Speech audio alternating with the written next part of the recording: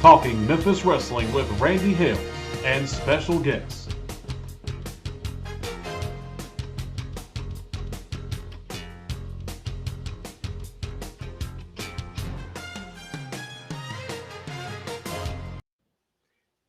It couldn't get any better than it is right now, even though my back is against the wall just a little bit right now. But I see something that excites me. I see something that makes me happy.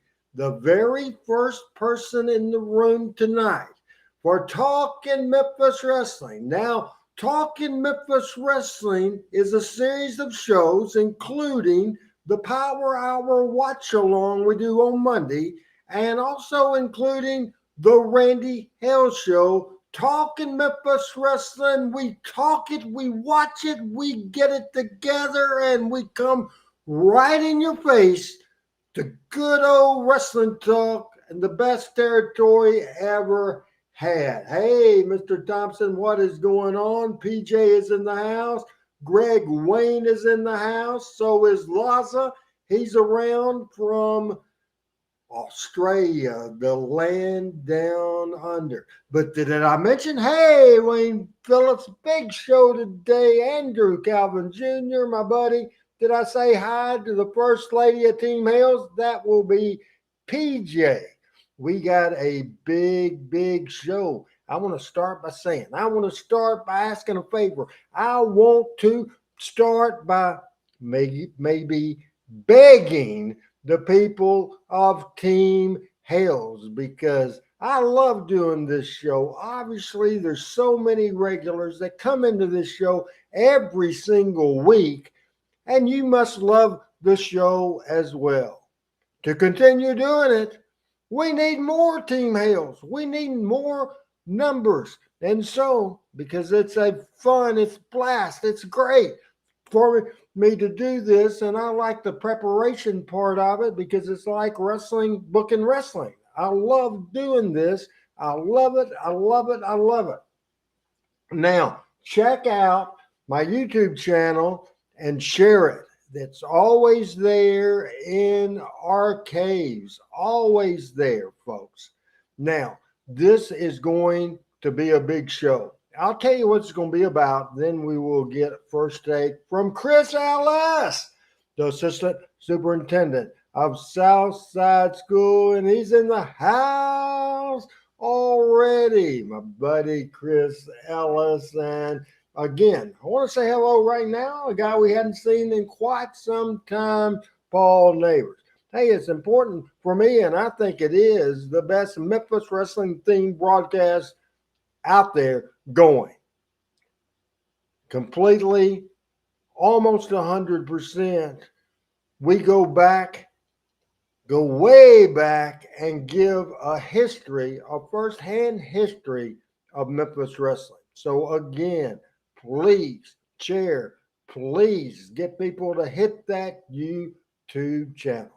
Hey, we'll get to it in a few minutes, but I will tell you our theme of the show. Thank you, Liza, for doing the sharing. Here's the important subject that we're going to talk about, and I think we can have a ball with it. And the question is this: what did Memphis wrestling have? What did Memphis wrestling have that modern wrestling don't? And it needs to be more specific than saying Jerry Lawler, Bill Dundee, the fabulous ones, Dutch Mantel, Sputnik Monroe. Did I say Jackie Fargo? Did I say all the great names? It has to be more specific for that. We got a lot of video to show today, including highlights of the first match. It didn't last but about 10 seconds that I ever had against Scott Bowden and the aftermath of that. Hey, John, what is going on? Ronnie says hello to us, and my girl, Crazy Gail Brooks, is in the house. Want to bring in because we think obviously we did not think that Adam would be here to get us on, but he is here, and I loved having Adam in studio right beside me last week, and I wish he was here right now. That was great. Certainly, I think wasn't the first person I said Randy West. I thought that was the first thing I said. The first person in the room. He's never been the first person in the room before. I'm holding this microphone because of Randy West, and a lot of opportunities I had in the wrestling business was from a family member of Randy West. It was from Eddie Marlin. Of course, Randy West has helped me throughout the years, and I appreciate it, John. And that's one of the things we'll talk about, telling a story. Gail, I am doing fantastic for the first time in quite some time, because this is football season going on. This is school season going on. A lot of stuff going on. Let's welcome the assistant superintendent from Southside Schools. Hey, Chris, how you doing? I'm great, RH. Good to be back on. Hello, everybody. Great to see everybody. Great to see everybody on early tonight. So it's great to be back. We appreciate you having. We missed you, and I guess we'll start with a non-wrestling question. You're right, Justin. Eddie Marlin was my mentor. Loved him to death for sure. I absolutely loved Eddie, and a few days ago we were thinking about Eddie's love of his life, Norma Marlin, and she had passed away, I believe it was in 2014, and this would have been uh, about a week or so ago. Randy West's daughter, Diane, sent me a picture because she does a fantastic job at the cemetery there in Hendersonville, keeping flowers and keeping the weeds dug up, and it just looked fantastic. I'm getting choked a little bit. So talk about what's going on in school, and how about Southside football? They're 4-0, baby. Yeah, we're off to a great start, 4-0. Big homecoming game this week. If we can get to 5-0, it's looking pretty good. Heading up against your nephew's alma mater here in a few weeks. But it's going to be a tough one Friday, but it's winnable. And we got a really good team, and it's exciting around here. Crowds have been great. Weather's been even better. So it's been a great start to the year, both on the football field and at school in general. Any excitement going on at school so far that you can talk about? Well, yeah, it's always exciting at school. Kids keep you young. Kids do crazy things and funny things, and it's just good. Like I said, I've been in it 34 years, and you always see something new. But we got a really good school, great community here. People really support our school. It's the hub of our community, so we're off to a great start, and we just want it to continue for another 31 weeks. All right. Certainly, with you, one of the main men in charge, I am sure it was great. We're getting a lot of great comments about Memphis wrestling. Wayne says Memphis was great at recognizing talent and developing the talent. And I can't wait till we get to the subject of today. And that will be, what did Memphis wrestling have that modern wrestling don't? We'll wait till we get a full or a fuller panel before we take a look at that, and we will at that point go into videos. Hey, Frank, what's going on? Hope you are doing good as well. We want to start with a blast from the past, and I thought it would be interesting with us just, I'll read the card in its completion and then want your comments as we talk about the entire card. And that card from September the 23rd, 1973, before the Louisville Gardens was named the Louisville Gardens. At that time, it was the Louisville Convention Center. Want to list this card right now. Again, September the 23rd, 1973. The opening match of the evening was the Big Cat, Bearcat Brown, Johnny Eagles Marlin, Don Green, and Terry Lathan opening up the Convention Center in Louisville on September the 23rd against a team of all managers: Sam Bass, Jimmy Kent, George Harris, and Jim Garvin. Of course, the Jim Garvin that later became one of the Freebirds. Listen to this as the second match of the night. Ron and Terry Garvin with Jim Garvin against the tag team of the Honorable and Imperial Tojo Yamamoto, and his tag team partner was Rough House, the Nut House, Fargo. The third match on that card, the Bounty Hunters with Jimmy Kent against Randy Curtis, who I do not know, and Lorenzo Parente, third match of the night. The next match, George Gulas, special referee for the Southern Tag Team Championship, Eddie Marlin, Tommy Gilbert against the Mighty Yankees. And the final match of the night was the team of Jerry the King Lawler and the Scorpion. Now, this is after Jim White was fired, and they went with the Scorpion. In Memphis, the Scorpion with Don Bass. It was Don Duffy on the Louisville end. So it was Jerry Lawler and the Scorpion, Don Duffy, against the team of Jerry Jarrett and the fabulous Jackie Fargo.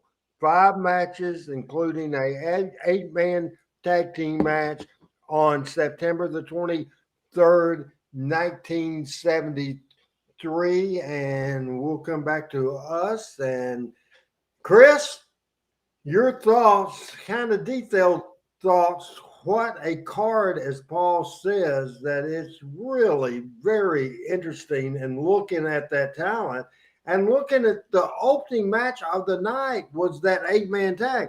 And I wanted to tell everybody, let me reach down here, and I've read this so much and looked at it so much that I kind of messed up. You see the book that I'm reading and I'm doing the research from. It's from Jim Cornette's Tuesday Night at the Gardens, Pro Wrestling in Louisville, by Jim Cornette and Mark James. So your thought on that unbelievable card where Scott Mangrum, just in case, was 6 months old in 1973, and I was coming up, let's see, 71, 71, on 12 years old, and I was watching wrestling there. What do you think? Well, I was 7. So, the first thing that pops out to me is that Bearcat Brown was in the opening match. Now, he was in a big tag team back when I was a kid, and I remember that vividly. So for him to be in the opening match, and then I was a big Bounty Hunters fan. I liked the Bounty Hunters. I thought, Jimmy Kent. So I would have, I was interested in that. But it's also, you see Ron Garvin, who went on to be NWA World Champion, Jim Garvin, who went on to be a popular singles wrestler, and then he was a part of the Freebirds. I mean, there was a lot of talent on that card. And, of course, you got Tojo and then Jarrett and Fargo, which Fargo was the man. And here's a question. You refer to the king as the king, but was he the king at this point? Was he? I did just he have call that him moniker? at 73 years old. I call him the king. No, No, the king deal didn't start to 74. that's what I thought. So he wasn't the king yet. So that's pretty cool to think about. That's going way back. I mean, that's 50 years ago, because I just turned 57. So that's a lot of talent on that card. Fester says that wrestling today does not have the realism that it used to be, and certainly we'll get into the subject in a little bit and talk about that. That card was just so interesting, and now it's a pleasure. And by the way, it's great that Adam Dunn is producing. He's producing from the Memphis, Tennessee area, And coming in, he is working sick tonight, folks. He's working sick. Had a little issue. If he wants to tell you, he will tell you. If he doesn't want to tell you, he won't tell you. But certainly, he doesn't look bright-eyed and bushy-tailed like he normally does. But it's a pleasure that the original co-host of these programs, that I'm probably going to change the name of anyway, want to bring Pat Trammell in to say, "Hey, Pat, how you feeling, buddy?" Well, I'm feeling fine. I had a little dental surgery yesterday afternoon, and I got a. They say I have an implant in my jaw now, but I haven't seen it yet. But anyway, I'm getting there. Had a little fever today, but I hadn't bled a lot and hadn't had not a lot of swelling, so a little bit of pain, but I'm fine. Are you sleepy?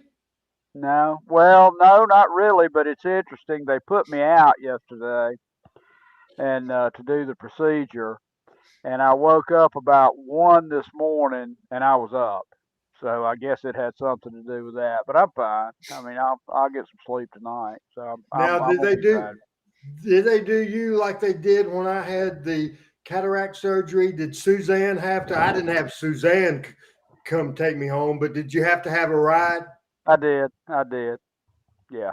Yeah, they Do did you that. do you trust her driving? Yeah, I do. It's interesting. Either generally I drive or I ride in the back seat. But this time I rode in the front seat. But that's just kind of what I do. But yeah, and everybody, thank you for your well wishes. But I'm going to be fine. This has been a process. It's been going on about 8 months. I had to have one piece of surgery and then this piece of surgery, and then in 4 to 6 months they'll stick a fake tooth in here and I'll be good to go, they say. So anyway. Now, Pat, tell the people, because you're always of the panel the first person in the room. You were not the first person in the room. You wasn't even in the room when we first went on the air. So tell everybody, I have already excused the thing, because I discouraged you from doing the show today because I'm thinking after that surgery yesterday, it would just be too much. But it had nothing to do with the surgery that you were late to this show. So explain to the people what in the world in Well, 2023, what happened to you? well, I came in and I was a bit late because I was finishing. I'm taking some antibiotics. That makes me hungry all the time. And guys, thank you so much for your well wishes. That means a lot to me. But I last week I did the show from Greenville, South Carolina, and I came home and I turned my laptop on and it said it had to update and it would take some time, and it took some time, and it took a long time, but it just said your computer may go off 2 or 3 times, which it did, but it would pop back on. But the good news is, once it got done, my audio was much, much better, and it hadn't always been that way. So it was worth the wait long term, maybe. Did you have the opportunity as you came in? I finally saw your note from in the production room over here that you sent that you were in, and I didn't notice that you had appeared. But did you hear me read that card from Louisville, Kentucky? I heard you read a good bit of it. Yeah, I sure did. Let's go over it again, and Adam will put the card back on. Just want your thoughts from September the 23rd, 1973. It was before the Louisville Gardens was called the Louisville Gardens. It was called the Louisville Convention Center. Listen to this opening match, a 8-man tag team match. The Big Cat, Bearcat Brown, Johnny Eagles Marlin, Don Green, and Terry Latham against all managers, Sam Bass, Jimmy Kent, George Two-Ton Harris, and Jim Garvin. The second match was the Garvin brothers, Ron and Terry, or Ron and Terrence, with Jim Garvin in the corner against the Honorable Tojo Yamamoto and Roughhouse Fargo, the Garvins, Tojo, and Roughhouse. The third match of the night was Lorenzo Parente and a guy I just don't know, Randy Curtis, against the Bounty Hunters with Jimmy Kent. The fourth match with George Gulas refereeing for the Southern Tag Team Championship Eddie Marlin, Tommy Gilbert against the mighty Yankees. One of those mighty Yankees, I think, was Frank Morrell. And the final match of the night was the fabulous Jackie Fargo and Jerry Jarrett against Jerry the King Waller and the Scorpion, who was unmasked pretty soon as Don Duffy. In the Memphis area, it was Don Bass who the Scorpion was, and Jim White had been fired by Jerry Jarrett from the territory, maybe by Nick Goulas. I'm not sure on that. Pat, is that a wild card? I heard Chris talking about it a minute ago. Yeah, there's a lot of legendary guys on that card for sure. And just before I forget, Randy, there's a professor at Rhodes College named Charles Hughes. Hey, Charles. He's not on. He's not on. But he might watch. He might watch. I sent him an email, and the director of the archives at Rhodes College, if you'll remember, I was up there last week. He's written a book on Muscle Shoals music and the African American influence there, and and this is not, I'm not kidding you. He's a professional wrestling scholar, and he's doing a book on African American wrestling impact on civil rights, and he's talking about Memphis and Birmingham, and he wants to talk with you, and maybe we'll have him on the show. So we'll talk about that later. But just wanted to remind you of that. And the reason I thought of that is one of my heroes was in that first match, as you know, Bearcat Brown. Big Cat Bearcat Brown. For those of you that do not know who Bearcat Brown is, here is Pat Trammell to tell you exactly who Matt Jewell was, Bearcat Brown. Bearcat Brown, and I think Chris said this, was a legendary tag team in Birmingham. Was the tag team of Lynn Rossi and Bearcat Brown, and they were an interracial tag team in one of the first. And the first match I ever saw live, or the first headline I ever saw live, was Tojo and Bill Dromo against Bearcat Brown and Lynn Rossi. And because of Bearcat's popularity, the Boutwell Auditorium, unlike most auditoriums at that time, was never segregated. And I think Sputnik Monroe had done the same thing in Memphis. But there's Lynn Rossi and Bearcat, and I've shared this with you. About 2 years before Lynn Rossi died, not 2 years before he died, but Lynn had a car accident, and Randy, you would know when, but I think it was in the mid to late 70s. I think more early 70s, maybe 73, but I'm not sure. I'm guessing. Okay, well, his ring career was cut pretty short, and there is on YouTube, if you Google him, there's a fabulous match of him wrestling. 1972, Pat, to interrupt you. 1972. Thank you, Adam. Yeah, thank you, Adam. But there's a fabulous video on YouTube of him wrestling in the 50s or 60s in Chicago. And Michael's mentioned that in the past. But anyway, he and Bearcat were the babyface team in Birmingham, Alabama. And anyway, Lynn ultimately started a health food store and vitamin shop there on Franklin Road in Nashville. And one of the highlights of my life was about 2 or 3 years before he died. I went by there one afternoon, and he was in there and was very gracious to spend the entire afternoon with me. But and I've got a great picture of him. He has me in a headlock, and but anyway, that was great memory. But yeah, that's a card of legends there. Now I have a question on the card, and I couldn't read it. It said Johnny Eagles Marlin. Yes. Okay. He came to Birmingham. Yeah, It was Johnny Marlin, but he came to Birmingham as the cousin from England. Of Eddie Marlin, yes, Uh, because they looked alike. yeah, and Big I time. guess was he truly English? Yes, absolutely. Okay. Well, he had, at that time, a stereotype of Englishmen were kind of these foppish, you know, whimsical guys, and that's what kind of wrestler he was. I remember, the heel would get him in a headlock, and he would just, you know, hop out, and all that kind of stuff. But I remember enjoying that when I was a kid. But yeah, there's Hall of Famers up and down that line in that that card. One comment I failed to make, RH, about the card. Well, I noticed that George was a special referee. So I just figured if Nick was trying to find him a role he could actually fulfill. Well, I had a question about that too, Chris. How old is George? I think he's older than me.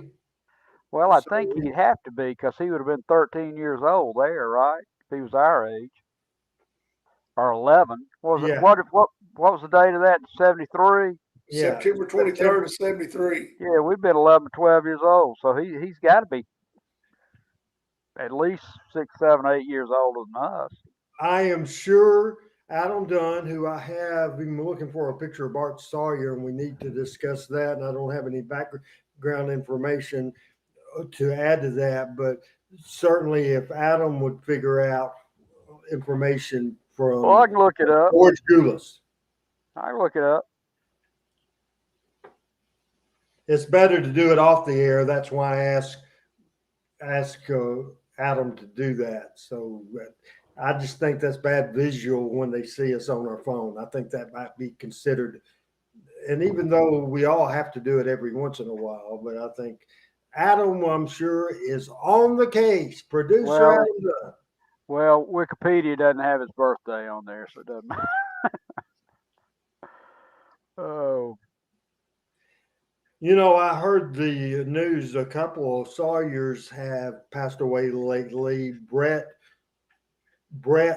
Sawyer, the brother of Bart Sawyer, passed away. Certainly, I did not meet Brett Sawyer, but I'm sorry about that. One guy that I did meet, and this guy was a hell of a talent, no doubt about it. Bart Sawyer had several runs, including a big run, a huge run, as a part of a tag team that won the USWA Tag Team Championship with Flex Cabana, Dwayne Johnson, the Future Rock, the man that made his return to SmackDown a week ago Friday. Bart Sawyer just was a hell of a worker, and that's another picture of them. Just a good-looking baby face that people really liked. I think I remember because he grew up in the Portland area and watching Portland wrestling and being part of Portland wrestling. And I believe he talked a lot. Am I right on this, guys? Did Bart Sawyer kind of mimic a little bit Roddy Piper?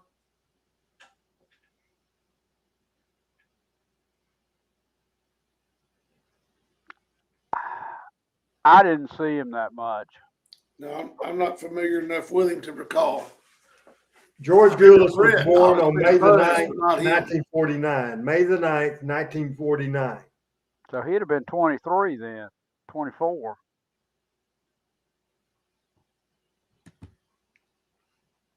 Before we go to the next pictures of the show, any comment from you so far, Chris? Then we'll go to Pat. No, I mean, I think it's cool that the card you talked about, and it ties into what we're going to talk about later about what Memphis had, what Louisville had, what that era had that modern wrestling doesn't have. I think seeing all those guys, future Hall of Famers, legendary people like Pat and I, growing up in the South, and Bearcat Brown was a legendary guy to us. That was a different time and how we've evolved in our, in society. there's a whole lot of historical significance in a lot of different ways from that card. I said a little earlier last week, Adam Dunn was in Jonesboro last Monday and Tuesday and left Wednesday morning, but he was not here Saturday, and I found a new place to eat in Jonesboro. It's been open, Chris, for maybe 6 months. It's in where Eleanor's Pizza, right beside Skinny J's, is on Main Street in Jonesboro, and it's called Uncle Taco. And this next piece of picture that I'll show you, I paid $12 for this. How about this, man? We'll have to.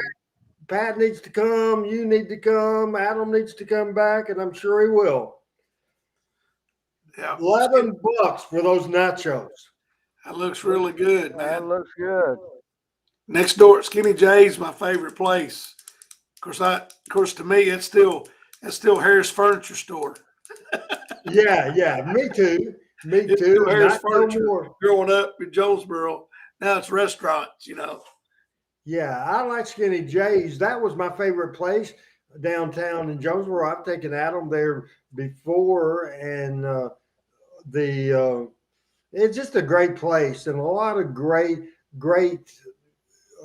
things on Main Street and in that area. The Chef's Inn on Burke Street, that is a great cafeteria type of stuff we took Adam to, and it's just real good stuff. I want to show you a couple more pictures. This one's from 5 years ago. I was attending a Arkansas State University football game, and Brandon Baxter is a in-game host for the football games, and they were tailgating, and there's a picture of me beside the K-Fine truck. So there we go. Randy Hales, Brandon Baxter. We're reliving exciting times in our life. Exciting times in our life, and that's at the Red Wolf Stadium, Centennial Bank Stadium on Red Wolf Boulevard on the campus of Arkansas State University in Jonesboro, Arkansas. Now we're going to do a little First Family and tell you a little story about that, and then we'll certainly get Pat and Chris's comment on that as we see the First Family. And there's been all kinds of different sets of the First Family, and this one, and I will let you go. Top row. Who is that? Who is the top row, Chris? Kevin Sullivan, Wayne Ferris, and Pat's man Chick Donovan. Who is the bottom row, Pat? Oh, I mean, there's Hart, but I don't know who the other two are. one of them is David Oswald. It's a nightmare, and one of them's Ted Allen or Danny. Okay. Danny Davis, David Oswald, the nightmare. David Oswald's on the right. Okay. Jimmy Hart in the middle, obviously. Isn't that David on the right, Randy? Yes, I believe. I agree with you.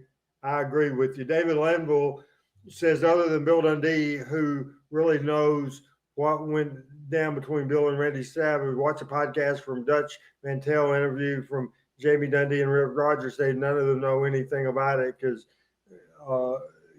he was there and they was not. So I don't know what that has to do with the subject we're talking about today. So let's remove that out there. David sends me all kinds of cool stuff.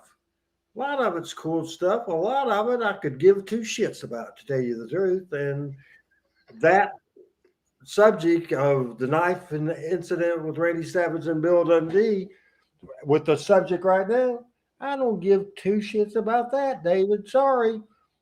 What do you think about that picture, Pat?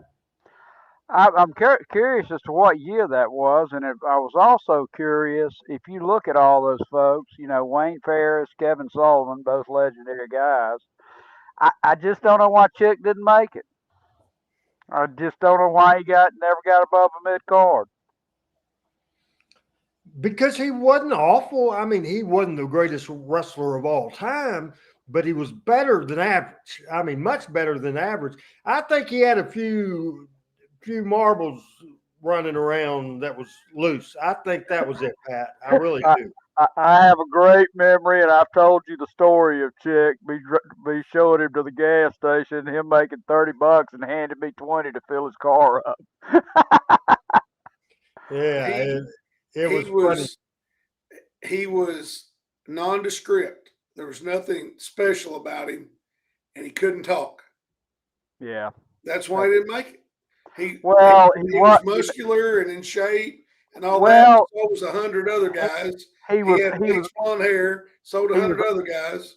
he was a poor man's Austin Idol. He was a poor man's Ric Flair, right? I would call Austin Idol a poor man's Ric Flair, and then I'd call Chick a poor man's Austin Idol. Yeah. Okay. Well, I think Idol had a screw or two loose, and I think he could have been Ric Flair. I was in Greenville the other day, and I had dinner with a banker friend of mine that Meg babysits for, and we're in a deal together.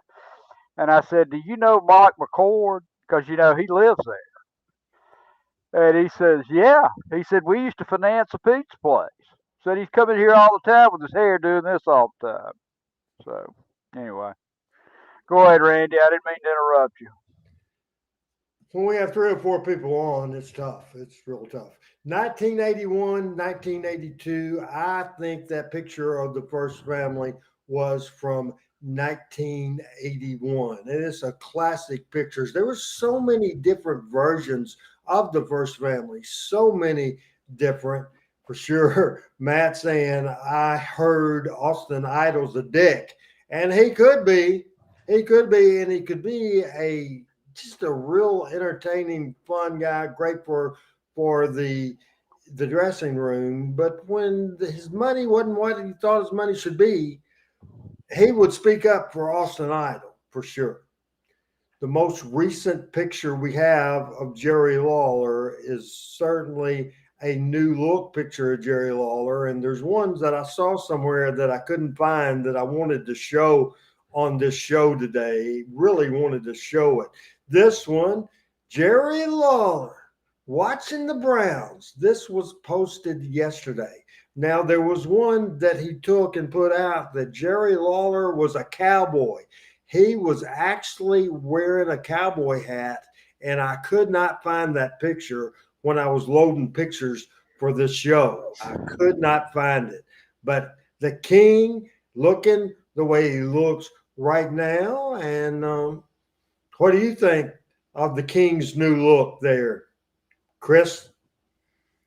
Well, it's the first sign of age with all that gray because he don't normally display that. But now he had a goatee like that years ago, like in the early 70s, before he had just the bottom one like Sam. He had the full one like he's got there. Of course, it was black back then, but I mean, he looks young. He looks younger than 73 in this picture to me.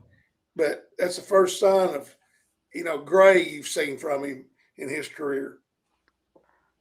Yeah, and obviously we have not seen the last. And Adam Dunn, the best promoter in history. I had to do a double take on this picture. Have you guys seen this picture? No. I didn't either. I wouldn't have known it was him, I think. He looks happy. I would have recognized him right there. He's looking fine, yeah.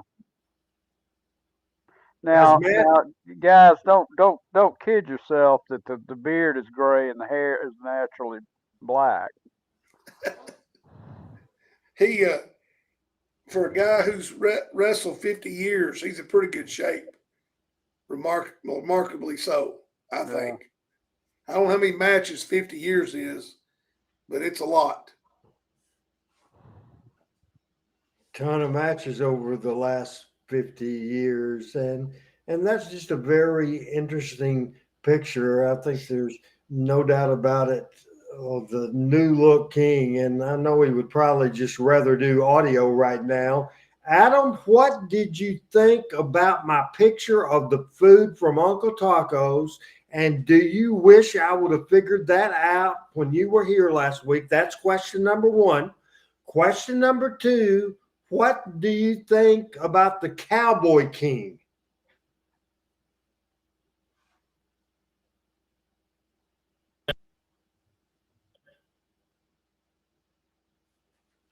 No audio. No audio.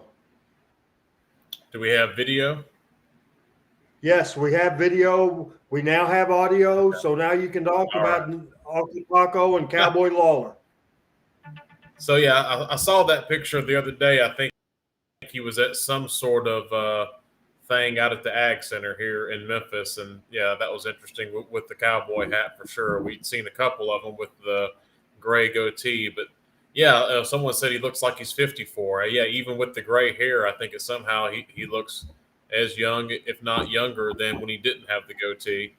And then, every time I come in town, Randy's always takes me to great places to eat, and I look forward to that the next time I'm in town. I hope it's sooner than later. You talked about it last night on the Power Hour, the watch along of Power Pro Wrestling, but you really love our state, and maybe we can check with Chris and where you went after you left Jonesboro last week. Maybe Chris has been there as well. I'm sure I went to, after Jonesboro, I spent some time in Hot Springs, and then I went over just outside Paris to Mount Magazine. Oh, yeah. So that, to me, that's one of the most beautiful places, and it's the highest point in Arkansas, and I love the lodge and all the trails and everything up there. So I just had a good time, and then on the way back to Memphis, I swung through Conway. And one of my favorite places to eat there is Marketplace Grill. They've got one there, and they've got one in Northwest Arkansas. And so just kind of made my little loop of Arkansas while I was off work last week. Well, next time you come, if you come through Conway, if you'll let me know, I'll meet you there, and I'll take you to Mike's, and it'll surpass Marketplace. I give you my word. Okay, I'll hold you to it. Now, I'll be glad to take you there. Okay. I told Chris earlier, last Tuesday, we had to rush back for the show, but we were in Batesville, and I had mentioned to you right around the corner, and so he's mad that we didn't go see him, but we just didn't have the time. RH gives me a hard time when I come to Jonesboro and don't check in with him. Right, so he comes to Batesville and doesn't even call or text. Right, I know it. I just always think it's neat every time going there, even when I lived there 15 years ago, that they have the Mark Martin dealership and everything there. It's pretty cool. Yeah, a good friend of mine owns that deal. You need to stop. Have you been in the museum? No, I have not. Well, I'll come up and I'll take you to the museum. I'll take you up on the hill to the dirt racing shop even. So. Oh, wow. Okay. TJ Alexander says, Randy, can I ask you what happened to you and Al Snow being on the front row with Bud Rowe? First of all, I don't know of any situations where Al Snow was ever scheduled to be on the front row. I did it for 154 weeks, did it as I did it for free, as a matter of fact, for free. And it just was costing money because Wednesday was the day of my Uber week that I made the least amount of money. Plus the fact I think there was at times felt a little disrespectful, but the main thing was a money issue. Again, I don't know if what you're talking about, Al Snow, my buddy Al Tuttle, who watches this show, is a regular caller. He probably still is. Aaron says Midnight King about Jerry Lawler, and that's just cool stuff that we're talking about as we're doing what's called in the television business. We are calling this a stretch because Adam or Michael St. John, and I'm trying to save the very first video, trying to save that for Michael. Because the video we're going to show is the very last USWA program in the studio, and it was hosted it was hosted by our own from Team Hales from Talking Memphis Wrestling, the Randy Hales Show, which will be the new name of this show, by the way. I've decided that. Anyway, Michael St. John, and we will see that a little later. I got to brand myself, people. Got to brand myself, by God. And that's what I'm going to do. I don't know when it'll be. It might be next week. It might be one time around November next year. Who knows? But this show will be rebranded. Now, TJ says, I love hearing y'all talk wrestling on my drive to Helena while working, but I understand about money. I swear I heard Al Snow on there one day. I could be wrong, but just know I love the content you brought on there. And of course, we do it every Monday and every Tuesday on there. I had fun doing it for 154 weeks. I really did. To be on air in my hometown where my story began is a good deal. It is really a good deal. But, you know, there's a couple of reasons we'll not get into right now. Some of the callers, not Al Tuttle. I loved Al Tuttle. Miss Lisa, she drove me batty and was disrespectful. And a guy named Zach, one of the Chris is going to the bathroom. I don't want Chris, people to see Chris on here with what I'm going to say next. So take Chris off the air. Chris Ellis is not a part of this show right now in any sort of way. I want to make that clear. Now, Pat, I am going to cut a rant. Do you want to be taken off the screen right now, or do you care what people think? Well, I care what people think about you, and I care what people think about me. So, okay, take Pat off too. You sissies. You sissies. He's a sissy, Lance. I think I see me a sissy. Now I forgot. Oh, front row with Budrow. TJ, do you ever hear the caller, Zach? I think his name's Zach Williams. I think he's a piece of shit. I think he's a troublemaker. I think he is a star wannabe.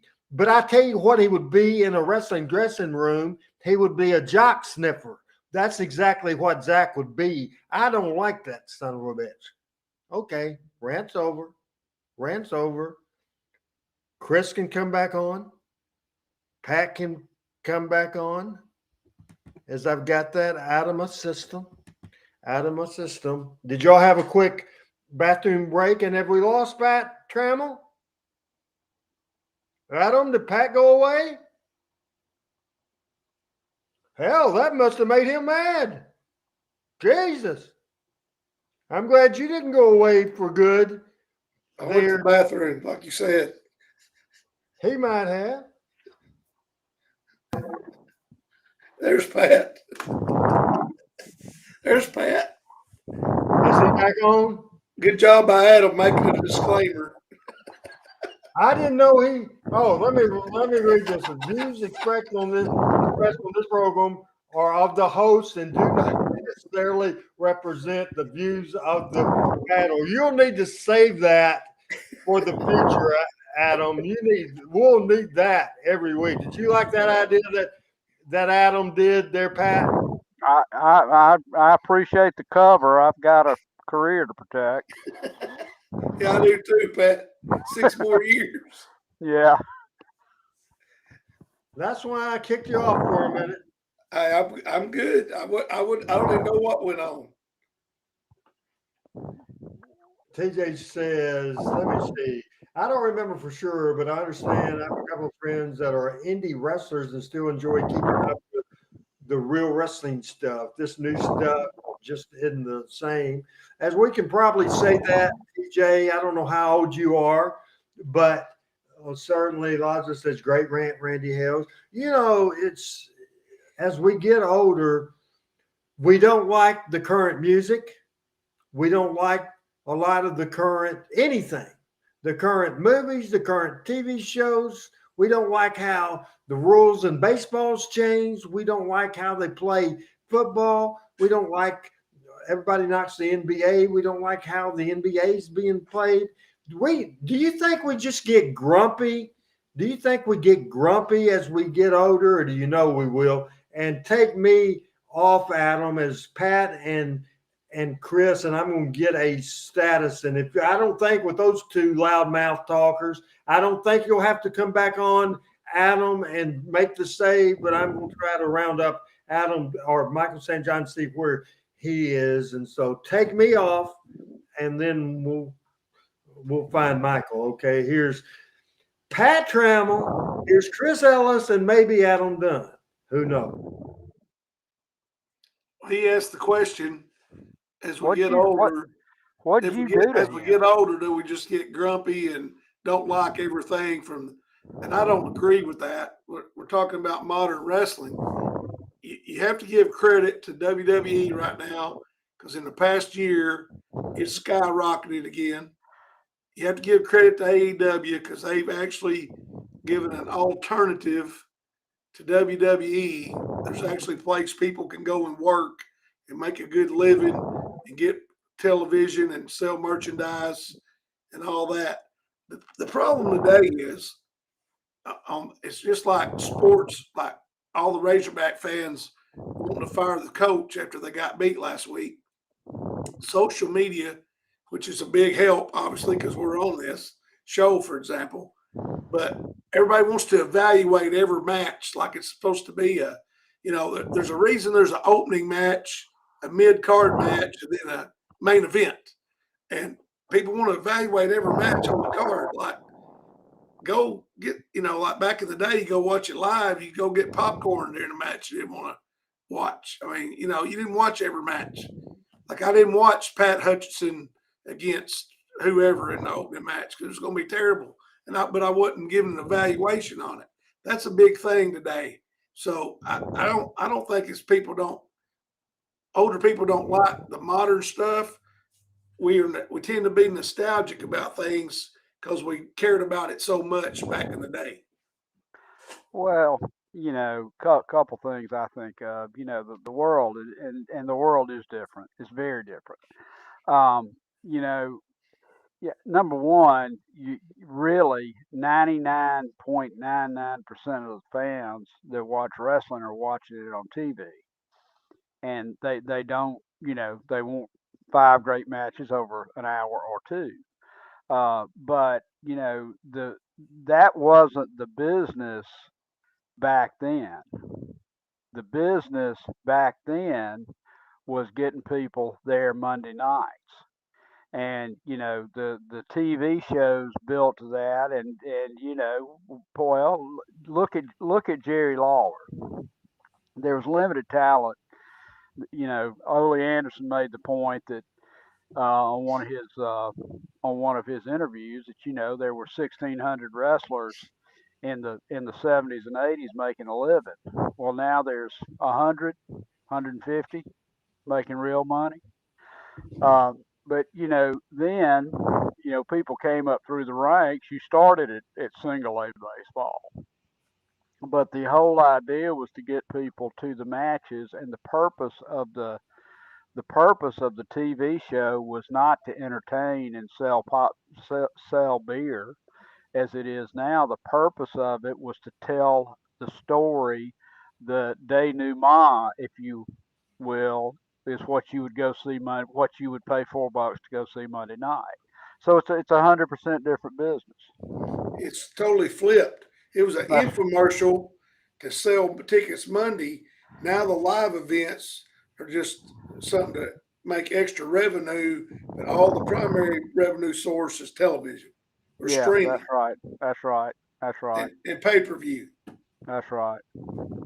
Update on Michael St. John. He's about 20 to 30 minutes away. So I'm going to have to make changes in some of the format of the show. So the video I wanted to leave off with is not going to be the video we do lead with, I still want to get to the subject of the day, and we'll get to that as well. As Jeff Rock Wheeler says, modern wrestling is unbelievable and no secrets.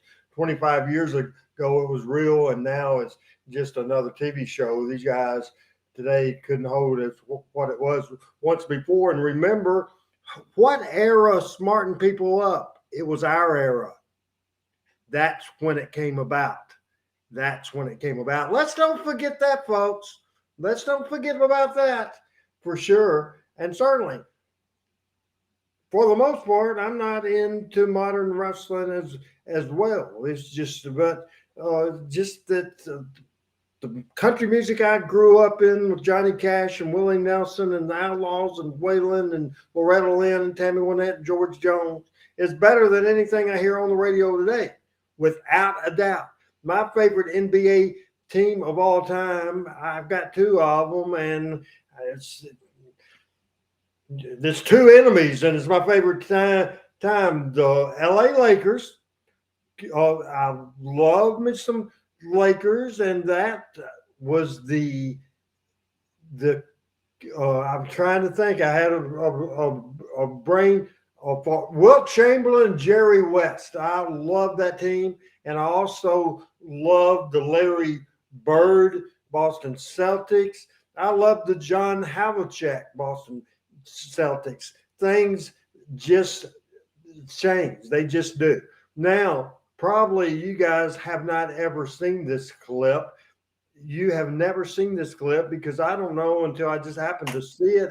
I've ever seen this clip. This is set to be my first match ever with Scott Bowden, Mid-South Coliseum in Memphis, Tennessee, and Adam, it'll be on the left side, and then we'll stop it and keep it up there, and I'll give you an audio cue on when to come out of it because it's a 17-minute video, and we don't want to allow that much time on the deal. So folks, here we go. Randy Hales against Scott Bowden from the Mid-South Coliseum.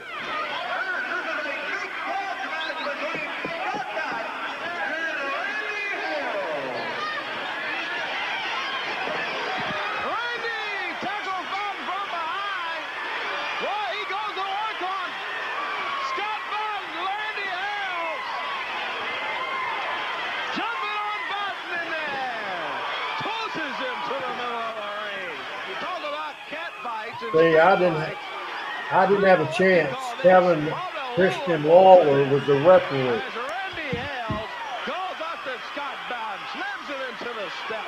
Tommy Rich from behind. Oh, man, come on, Tommy.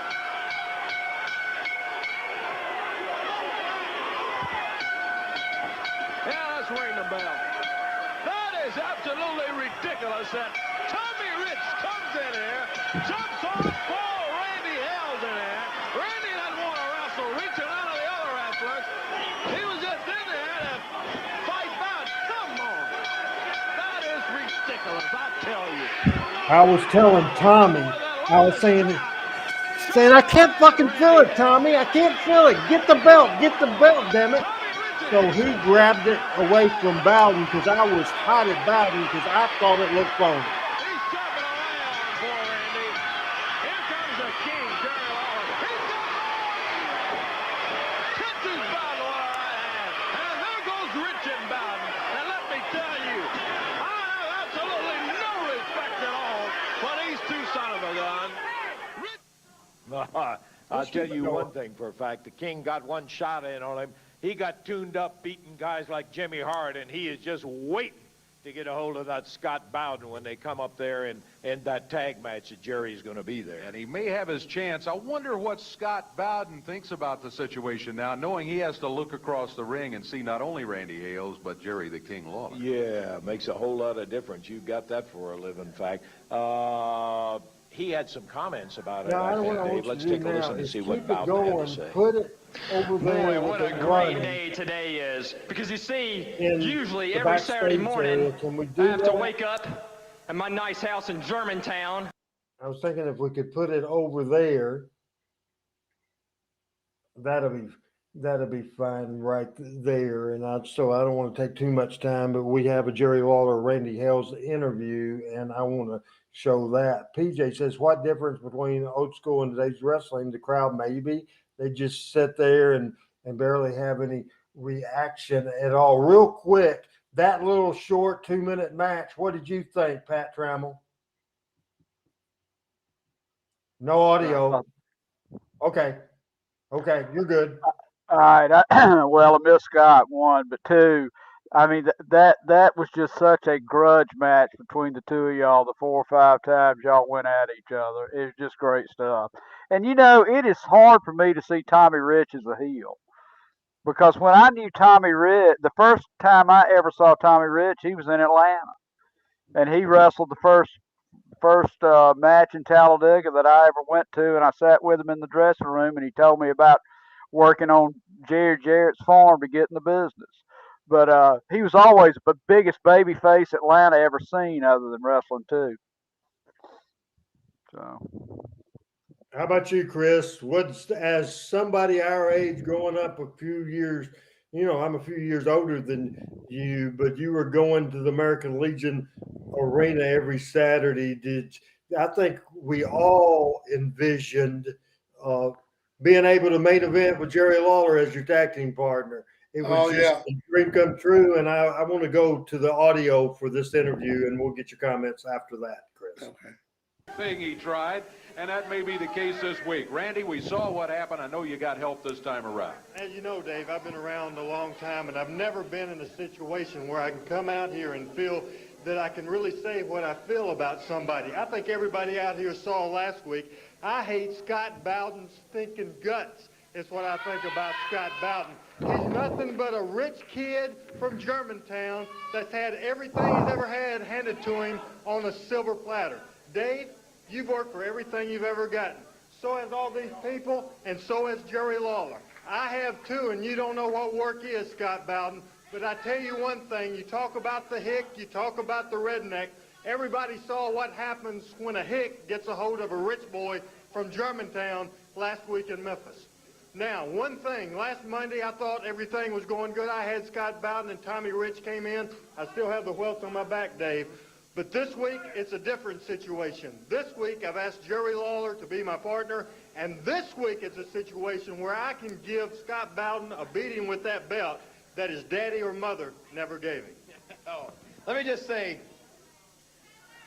I know and have known Randy Hales for about 17 years. I first met Randy Hales when I was wrestling in Jonesboro, Arkansas. Randy was 14 years old, and he started at that time helping set up the ring in Jonesboro. He went from helping set up the ring to just about doing every kind of odd job there was around wrestling, and being an invaluable help to Eddie Marlin, to Jerry Jarrett, to Buddy Wayne, to everybody that's been connected with wrestling, Mr. Coffee on down. And Randy did it because he's loved professional wrestling. I mean, he's not only been a fan, but ever since he's been involved, he's loved it from the bottom of his heart. And everything that Randy has tried to do around wrestling has been positive. Everything that Randy has done has been involved hard work. I'm sure that Randy, would in the back of his mind or somewhere would have loved to have at one time been a professional wrestler. But as he just didn't have the size, he didn't have the stature. But he has dedicated himself and all his efforts throughout his entire career to doing everything that he can to help professional wrestling. And he has been a positive addition to the USWA. He has been the hardest worker that I have ever seen, and you know this, and Lance knows it, and Eddie Marlin knows it. Everybody connected knows that there's nobody better for the United States Wrestling Association than this man right over here. And to see somebody, like he said, like Scott Bowden, who was born with a silver spoon in his mouth and hadn't stirred since, come along and run his mouth and make statements about Randy Hales, and then to go even further and to involve himself in a match and hit Randy with a belt and then have Tommy Rich come in and do the same thing. Well, I'm going to tell you this. Anytime, he didn't have to ask me to step in. He didn't ask me to come out there to the ring last Monday night. I did that on my own. I involved myself on my own because you see, Scott Bowden, he hates you. All of these fans hate you. And I especially hate you because I, throughout my entire career, have at one time or other run into jerks like Scott Bowden. I call them, and I've said it many times, they're like leeches, Dave. There are people who realize when they look in the mirror, Scott Bowden, when he looks in the mirror, he has to realize that he is a skinny puke, a no-good rotten punk who couldn't whip his way out of a wet paper bag. So what he does, like a leech, he attaches himself onto somebody like Tommy Rich and onto somebody like Doug Gilbert, somebody that can do his fighting for him. And all he does is sit in the back, and he takes in a little money, and he gets to come out here on television, and he gets to run his big mouth about how big and how tough his guys are. Well, Scott Bowden, this week, you're going to have to put your mouth where your money is. You're going to have to see if you can back up some of those claims you've been making, because this week you're in the ring with not only Randy Hales, but you're in the ring with the King. And that's someplace that you have never been in your life. And I know that Randy Hales wants you real bad. But, Randy, all I want you to promise me is that you will just save me one good shot on that skinny weasel from Germantown, and I'm going to show you, too. He's going to show you what a hick from Jonesboro does to somebody from Germantown, and I'm going to show you what the King does to a spoiled, rich brat. So be there Monday night, and I don't care how much Tommy Rich tries to protect you. He ain't going to be able to do it all night long, is he?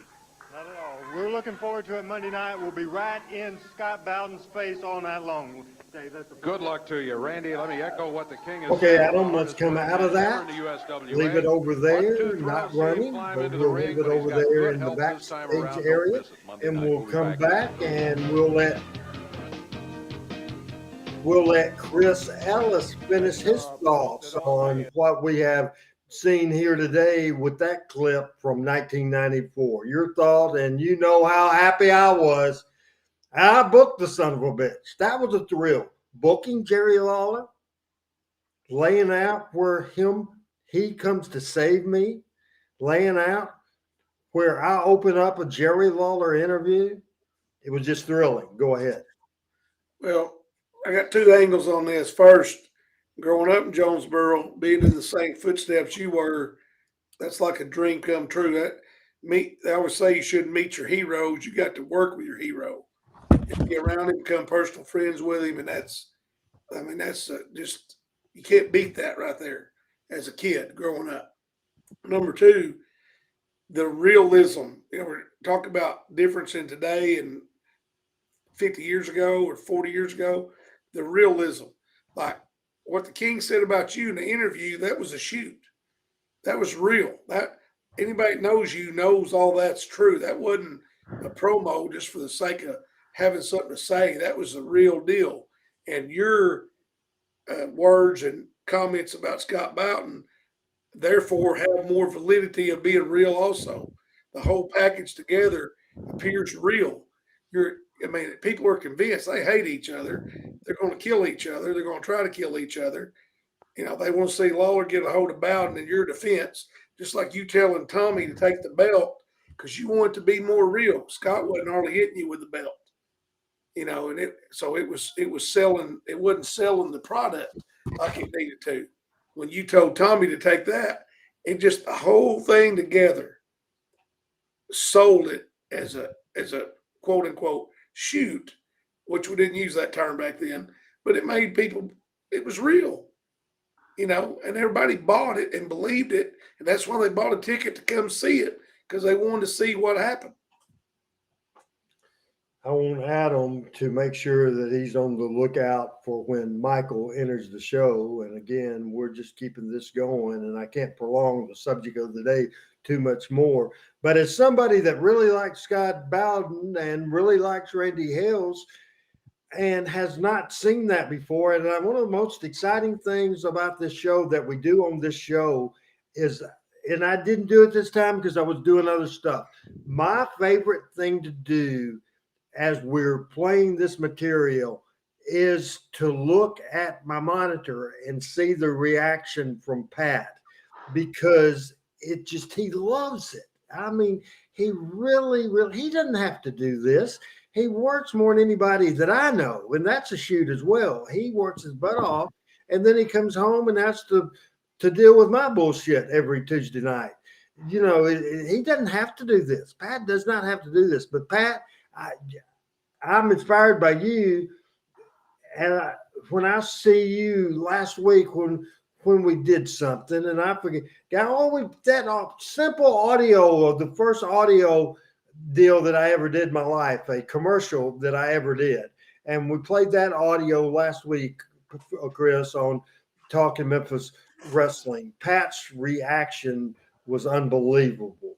Your reaction on what you just saw today, your buddy Randy getting to live a dream, living the dream. I've done that many, many times over my life, and that was thrilling. Well, it was, and it was good for me to watch because I know you didn't care much for Scott, and somebody asked a question: was he really from Germantown? No, he lived down the street from Kevin and Brian Lawler, and they kind of grew up together. But I think one of the reasons that, and I'm not going to speak for you, Randy, but Scott would not work the towns. He was in college, and he just would not commit full time to the wrestling business. And I know that's something that's stuck in your craw. But knowing just knowing that there was, and Chris is absolutely right. I mean, Law of the King told your story, your true life story, and so having Scott being like he was compared to you, who lives and breathes it since you could remember. I don't know if you can remember when you weren't involved in wrestling. And, I don't. No. It was. I mean, it was just. I mean, it's just real life. And what you told me about, telling Tommy to take the belt and lay it in. Come on, man. It's just that just tells you, all you need to know right there. He's a wrestler. That's right. He's a wrestler. He may not have been an in-ring performer. I hate that word. But Randy Hales is a wrestler. Yeah, that's right. That's right. I didn't want, here's a feature. I'm featuring myself in something. I had told him, and he did great at TV. Did great. I said, I'm going to do a physical fight for the first time on television. And then I said, you need to lay your shit in, Scott. I said, or I'll beat the fuck out of you. I said, you lay it in on me. And I said, if you don't, I'll get hot. I didn't want my segment, the Booker's segment, have the boys in the back, much less the audience, but the boys in the back saying, man, that's the fakest stuff that I've ever seen. When in reality, there was a sellout at the monitor. I think that's right. Sellout after a monitor because it was real. That was thrilling. Would you have given anything to be able to do that in Birmingham or in Chattanooga or whatever? Name a town in the Goulas end of the territory. Oh, absolutely. There's no question about that.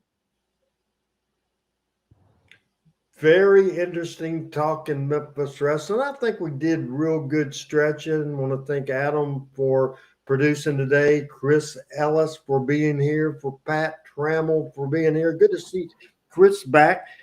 It's been a while. Now we will we'll interrupt this. And as soon as Michael St. John, because Adam, to give you a heads up, I got the video in the queue now I want to show the last USWA Open by Michael St. John from the studios of Channel 5 in 1997.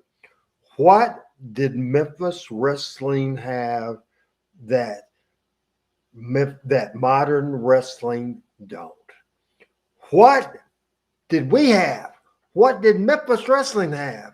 What did the territory wrestling have? What did the good old days in professional wrestling have that we don't see anymore? I think that's pretty freaking simple. And this is what I say. The business was protected. Everybody has mentioned so far. It looked real. It felt real. It was real to me. It was real to me. When I got hit, I didn't want somebody to go like that to me. I wanted somebody to go like that to me, or that to me, or slap me in the head, or slap me in the face. This ain't normal. This ain't normal, people. But you had to convince the people that it's real. Convinced it's real. Or slapping the crap out of you. But knocking the shit out of you. But I hope the audio picked up. That's what wrestling's about.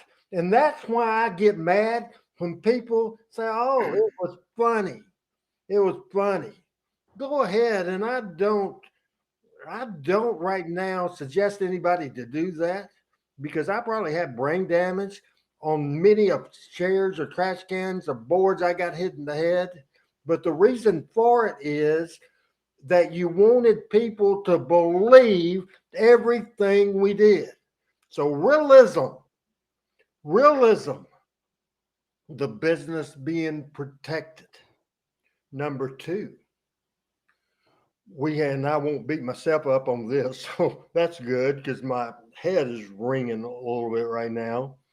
Well-defined heels, well-defined baby faces, because the people watching thought it was real, so they interacted and believed in their favorites, the good guys, and hated the heels. They hated them. They would go to jail to help the baby faces. Man, don't you miss the heat on the heels?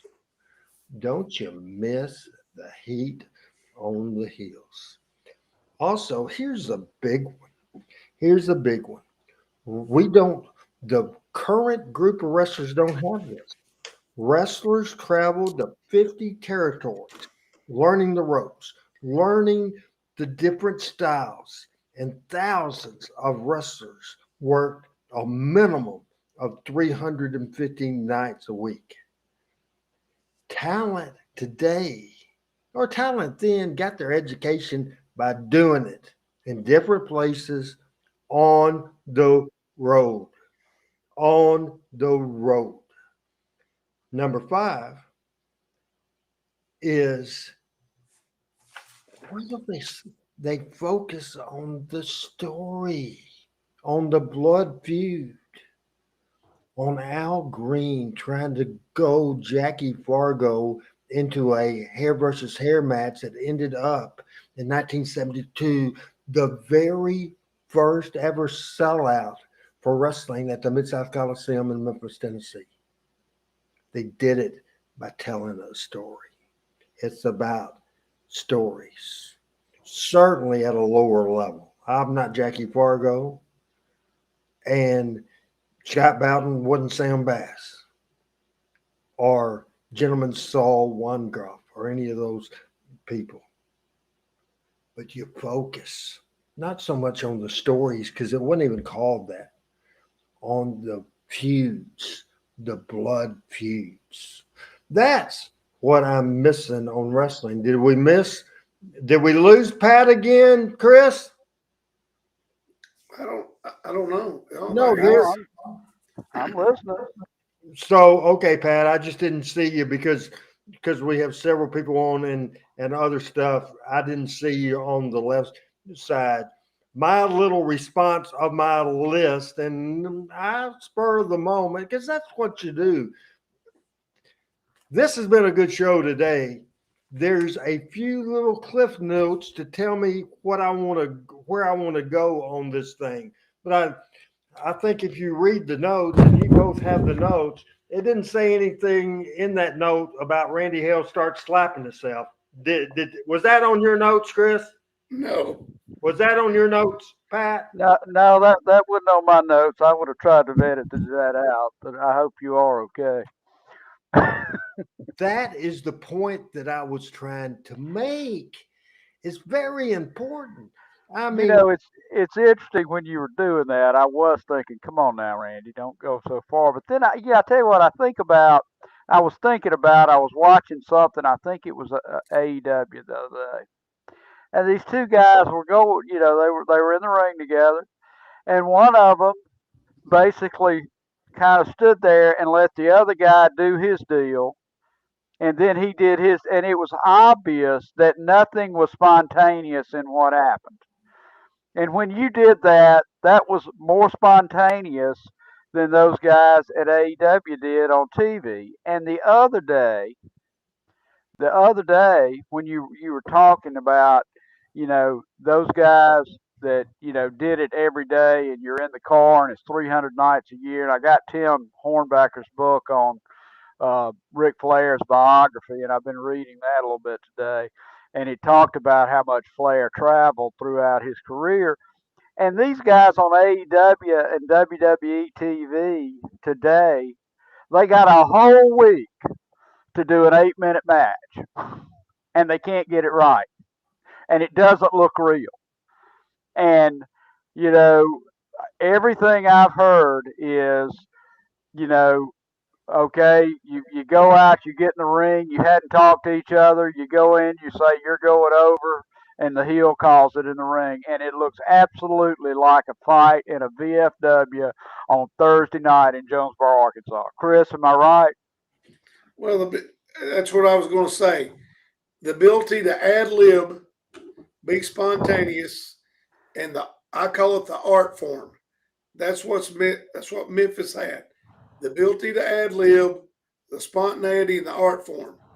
Combined with, they had the market to themselves. No pro sports. They were the pro athletes. They were the heroes of the kids. The Cardinals were 4.5 hours from Jonesboro, Arkansas, but every Saturday night, 5 minutes from my Papa Mamaw's house was the king every Saturday. I could watch the Cardinals one day a week on Sunday afternoon. I could see him in person. I could touch him when he walked to the ring. David Schultz. I love David Schultz. I was scared of David Schultz. Legitimately scared. Joe LeDuc. Joe LeDuc was a legitimately scary person. Like, you believed those two men would kill you. You believed it. I mean, you were 100% convinced they would kill you. I believe it today. Yeah, I don't want to call Dr. D today. Hey, let me call a timeout, ladies and gentlemen. Man, we got spirited, including seeing ORH slap the shit out of me. I wanted to do that just because I don't know if he's looking at his monitor. We're talking about what is missing in wrestling, what Memphis wrestling had that they don't have now, and stuff like this, where we wanted to make it real. He's been busy. He has been busy on the road again. Michael St. John's been on the road again, getting ready for some football in Alabama. Here's Michael St. freaking John. Hey, Mike. Well, folks that know geography, it started at 10 o'clock this morning. I was from my house to Decatur to Russellville, Alabama, back to my house, back to the radio station, to Gardendale, Alabama, to Coleman, Alabama, and now here. Hey, everybody. Long day. You can't get there from here.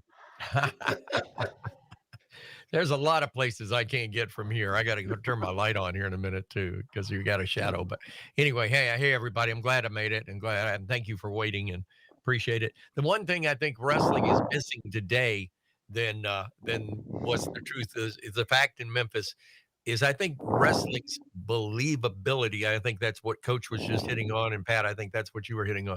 I think there was a little bit of the Wizard of Oz around professional wrestling, that there was a curtain, and behind the curtain, you didn't know what went on behind the curtain, i.e. in any dressing room. And now, since it's all out on the street, we all talk about it. That's missing. And I think that's an important ingredient, because before people knew, there was a doubt. Now there is no doubt.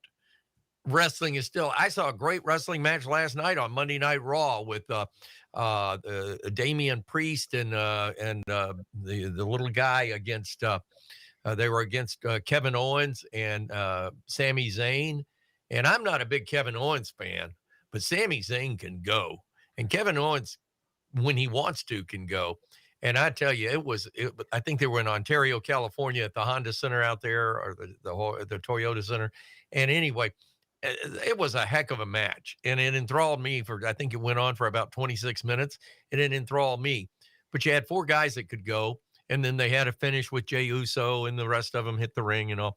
You know what's so funny? When I watched WWE, and Randy, I think you can relate to this, back in the Jerry Jarrett days, there was a time in Memphis wrestling and all over the territory when there'd be a wild fight in the ring, and people would right away turn from the ring and look to the dressing rooms to see who was coming out. Yes. And I think the WWE has stolen some of that. For sure. And we'll get back to that subject. And the question of the day and the subject of the day is, what did Memphis wrestling have that modern wrestling don't? But I want to talk about the end of the USWA. And Adam, did our video go away? I don't see it. There it is. There it is. Okay. I want to talk about the end of the USWA. And I don't know, and I have questions for Michael St. John as we get into this after we watch this tape. This ended up on September the 13th, 1997, the very last ever USWA television program from WMC TV in Memphis, Tennessee. All I want here is the open, the pitch to the break, and then we'll be back after that. So certainly, and Chris says he had. Chris, do you want to tell this story before or after we play the video? I'd like to tell it after. Okay, all right. The last USWA show on September the 13th, 1997. As we watch now.